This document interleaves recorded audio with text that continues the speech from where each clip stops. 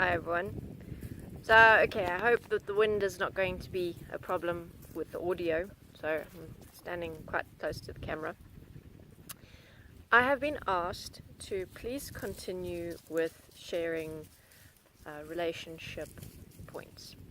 So, the point that I was looking at doing today is that when you take your relationship to the level of living with your partner, it changes a lot of the dynamics, and it changes a lot of like, you get to know each other more, and it after time you start experiencing these little things that you otherwise don't really experience when you're not living with someone. So this is the stuff like pet peeves and points where you disagree with how to manage things, all these different challenges that come up. And no matter how great your relationship is, there are going to be some things. Sometimes they're going to be small, and sometimes they might be a little bit bigger. And what I have found can be a really useful tool in a relationship is to develop an agreement, or to develop a way of coming to an agreement with your partner, so that if you are in a situation where you're having a disagreement, where you are misunderstanding each other, where you are clashing on how to deal with something, you have decided on a certain way to deal with that issue. And this allows for the space of saying to your partner, okay, we've come to this point of, let's say, clashing over this thing. What does our agreement say about this particular point? If it's covered, then, okay, you test that out. See, does it actually work in real life? If it's not covered in something that you've agreed on before, then that's a perfect opportunity to come together to say, okay, how do we deal with this kind of situation where we're both going to be happy with the outcome? And that is one of the most important principles in forming agreements, that both of you will be satisfied with how you've dealt with something.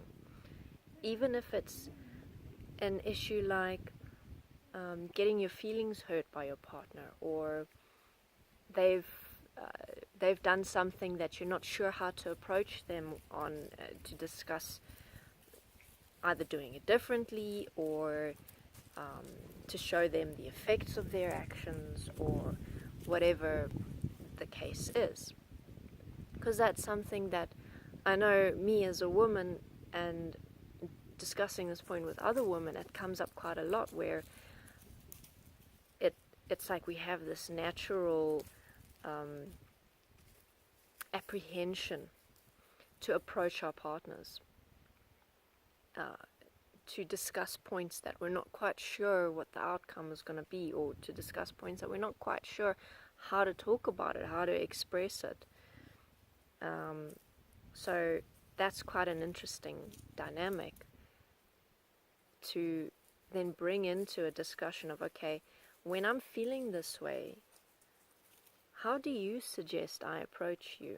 Or how would you like it if or how would you like me to open up the conversation, so that I can let you know that I'm not quite sure how to say this, or I'm a little bit apprehensive of discussing it with you.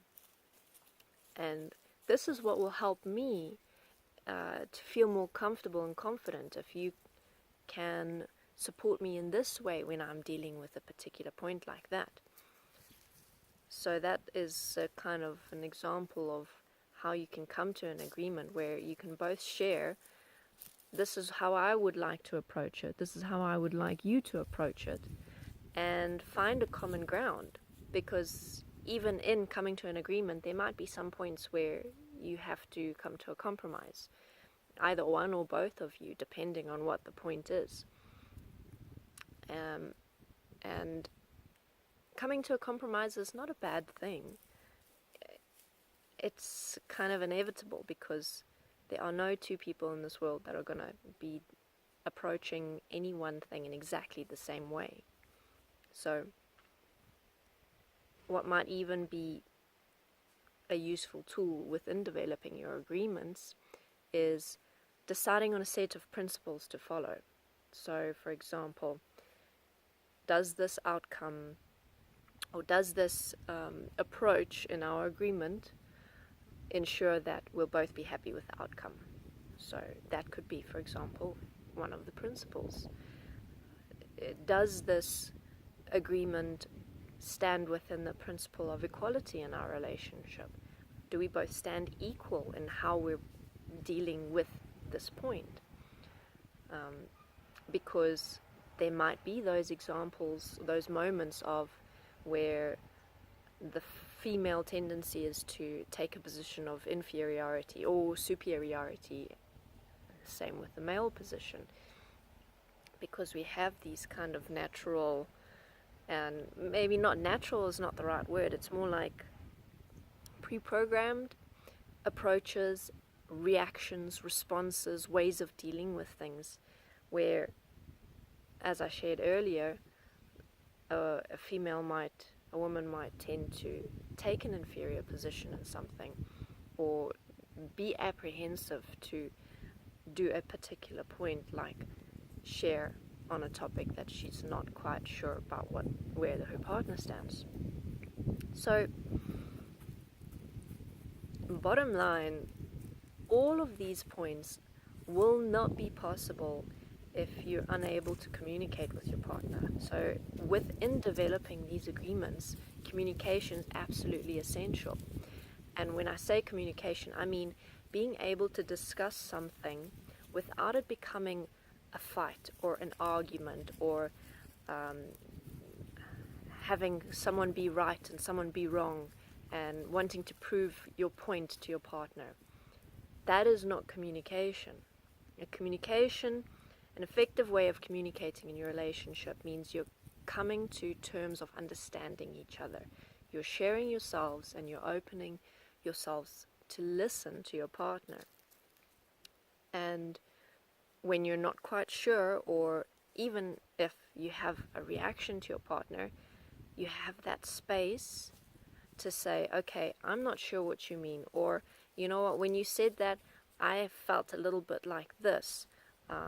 Let's dig into that and see what the hell is going on there, because I shouldn't be reacting to this, or whatever comes up in that moment. So without that communication, without that willingness to come to a common ground, to come to an agreement, to come to a shared understanding, and also to open ourselves up with our partners, then developing these agreements is going to be quite tricky, if not impossible, because taking stances of right, wrong, good, bad, inferior, superior, someone's always going to be the winner and someone's always going to be the loser, and that is not a position, that is not a starting point and a foundation of equality. That is one of competition, ego, power,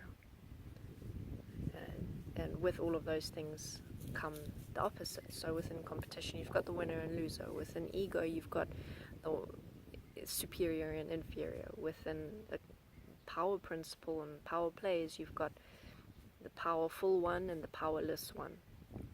So be careful of dynamics like that can develop, because it is easy to go there, and when we go there, it's a little bit more difficult to come back from it. So, yes, it does make it easier when both partners are coming to the table together to say, okay, let's develop an agreement around this particular issue. How are we going to deal with these kinds of issues? It is possible if it's just one partner who, for example, now has watched this video and wants to do it, and and you're not quite sure how to approach your partner about it, find a way to express what you would like to do, or how you would like to come to terms with your partner, how you would like to deal with issues in your own words. You don't have to use the words that someone else has used. You don't have to use the words that I've used. With the word agreement, if it's a word that you think your partner might not be very amenable to, then find a different word. Find what works for you in your relationship, and find a way to create the principle and the essence and nature of an agreement, whichever way you need to in the beginning. And sometimes, yes, it is only that beginning stage that is kind of tricky. But once you move through it, then and it's developing in a positive way, in the way that you want it to, then it becomes a bit easier. Okay, I'm gonna end it off here.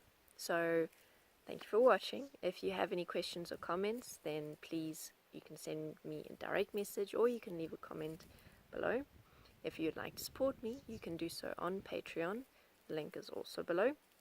And I shall see you next time. Bye.